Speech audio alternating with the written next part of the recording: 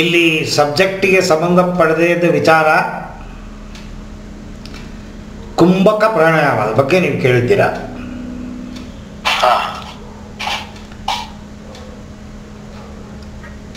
ಸಾಧನೆ ಎರಡು ಥರ ಇದೆ. ಸಂಸಾರದಲ್ಲಿರೋರು ಮಾಡುವ ಸಾಧನೆಗಳು ಸಂಸಾರವನ್ನು ತೊರೆದು ಭಗವಂತನೇ ಗತಿಯೆಂದು ನಂಬಿ ಭಗವಂತನಿಗೆ ಹುಡುಕಾಟ ಮಾಡುವ ಧ್ಯೇಯ ಗುರಿ ಸನ್ಯಾಸ ಜೀವನ. ಆಧ್ಯಾತ್ಮದ ಸಾಧನೆಯನ್ನು ಯಾರು ಬೇಕಾದ್ರೂ ಮಾಡ್ಬೋದು, ಸಂಸಾರದಲ್ಲಿರೋರು ಕೂಡ ಮಾಡ್ಬೋದು. ಆದರೆ ಸನ್ಯಾಸಿಯಾಗಿ ಬಾಳಬೇಕು. ಈ ಕುಂಭಕ ಪ್ರಾಣಾಯಾಮ ಅಂದರೆ ಏನು? ಅಡ್ವಾನ್ಸ್ ಪ್ರಾಣಾಯಾಮವೇ ಕುಂಭಕ ಪ್ರಾಣಾಯಾಮ. ಈಗ ನಾನು ನಿಮಗೆ ಹೇಳಿಕೊಟ್ಟಿರೋ ಸ್ವರಯೋಗ ಕೂಡ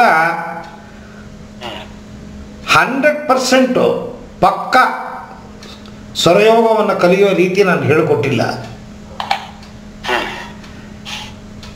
ಈ ಯೋಗಗಳನ್ನು ಕಂಡುಹಿಡಿದಿರೋ ಮೂಲವೇ ಮುಕ್ತಿಯನ್ನು ಪಡೆಯೋದು. ಸಂಸಾರದಲ್ಲಿರೋರು ಇವುಗಳನ್ನು ಮಾಡಬೇಕು ಅಂತನೋ ಅವಶ್ಯಕತೆಯೇ ಇಲ್ಲ. ಯಾವ ಭಗವದ್ಗೀತೆಯಲ್ಲೋ ಉಪನಿಷತ್ತಲ್ಲೋ ಸ್ಮೃತಿಗಳಲ್ಲೋ ಅಥವಾ ಯಾವ ಆಧ್ಯಾತ್ಮಕ್ಕೆ ಸಂಬಂಧಪಟ್ಟಿದ್ದ ಗ್ರಂಥಗಳಲ್ಲೋ ಧ್ಯಾನ ಮಾಡಬೇಕು, ಪ್ರಾಣಾಯಾಮ ಮಾಡಬೇಕು, ಸ್ವರಯೋಗ, ಕುಂಡಲನ ಯೋಗ ಇದೆಲ್ಲ ಎಲ್ಲೂ ಹೇಳಿಲ್ಲ.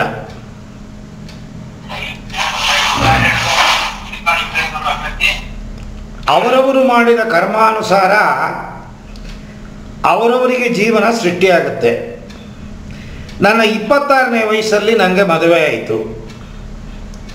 ನನಗೆ ಇವುಗಳ ಯೋಚನೆಯೇ ಗೊತ್ತಿಲ್ಲ. ಭಗವಂತನ ಹುಡುಕಬೇಕು. ನಾವು ಬಂದಿರುವ ಕಾರಣ ಏನು ಅಂತನೋ ವಿಚಾರ ಗೊತ್ತಿಲ್ಲದೇನೆ ಆ ವಯಸ್ಸಲ್ಲಿ ಎಲ್ರಿಗೂ ಏನಿರಬೇಕು ಅದು ನನಗಿತ್ತು. ಮದುವೆ ಮಾಡಿಕೊಂಡೆ, 2 ಮಕ್ಕಳಾಯಿತು.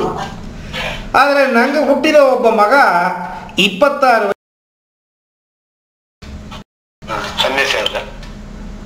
ರಾಮಕೃಷ್ಣ ಮಠದಲ್ಲಿ ಸನ್ಯಾಸಿ. ಈ ನನ್ನ ಹೊಟ್ಟೆಯಲ್ಲಿ ಹುಟ್ಟಿದವನು ಮದುವೆ ಮಾಡ್ಕೊಂಡು ಬಿಟ್ಬಿಟ್ಟು ಹೇಗೆ ಸನ್ಯಾಸಿ ಅದ? ಕರ್ಮ, ಭಗವಂತ ಏನು ಕರ್ಮವನ್ನು ಕೊಟ್ಟಿದ್ದಾನ ಆ ಕರ್ಮವನ್ನು ಮಾಡೋದೇ ಮೂಲ. ಆದರೆ ಅದರ ಜೊತೆಗೆ ಹೇಗೆ ನೀವು ಒಂದು ಪ್ರಿಸ್ಕ್ರಿಪ್ಷನ್ ಬರೆದು ಕೊಡ್ತೀರಾ, ಡಾಕ್ಟರ್ ಬರೆದು ಕೊಡ್ತಾರೆ, ಜೊತೆಗೆ ಸಪ್ಲಿಮೆಂಟರಿ ವಿಟಮಿನ್ ಎ, ವಿಟಮಿನ್ ಬಿ12, vitamin C, multi vitamin, enrich drink ಏನೋ ಬರೆದು ಕೊಡ್ತಾರೆ. ಬೈ 1 ಟೇಕ್ 2 ಫ್ರೀ ಎಲ್ಲಿ ಬೋರ್ಡ್ ಹಾಕಿರ್ತಾರೆ ಲೋಕ.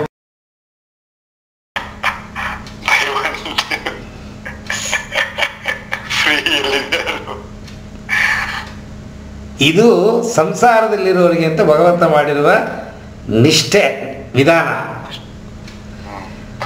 ಸಂಸಾರದಲ್ಲಿರೋರಿಗೆ ಆಧ್ಯಾತ್ಮ ಬೇಕು ಅಂತ ನಾನು ಸ್ಟಾರ್ಟಿಂಗಲ್ಲಿ ಹೇಳಿದೆ. ಯಾತಕ್ಕೆ ಬೇಕು ಅಂದರೆ ಸಂಸಾರ ಒಂದು ಕೊಚ್ಚ. ಏನು ಹಿಂಗೆ ಹೇಳ್ತೀರಾ?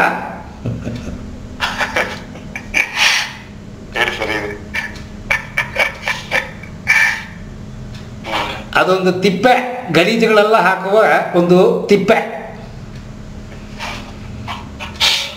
ಈಗ ನಾನು ಯೋಗ್ಯನಾಗಿದ್ದೀನಿ, ನನ್ನಲ್ಲಿ ಭಗವಂತನ ಕ್ವಾಲಿಟಿ ಬಂದಿದೆ ಅಂತ ನನ್ನ ಹೆಂಡತಿಗೆ ಬರಬೇಕು ಅಂತೇನೋ, ನಮ್ಮ ಅಪ್ಪನಿಗೆ ಬರಬೇಕು ಅಂತೇನೋ, ನಮ್ಮ ಮಾವನಿಗೆ ಬರಬೇಕು ಅಂತೇನೋ, ಅತ್ತೆಗೆ ಬರಬೇಕು ಅಂತೇನೋ ಇಲ್ಲ.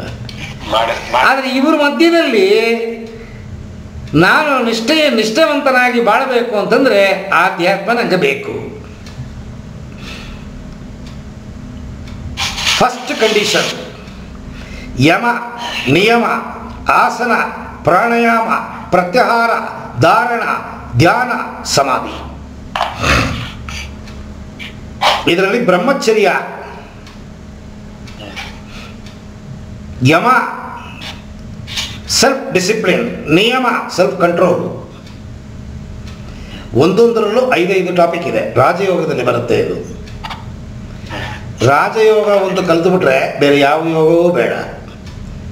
ಈ ಸ್ವರಯೋಗ ಬೈ 1 ಟೇಕ್ 10 ಫ್ರೀ.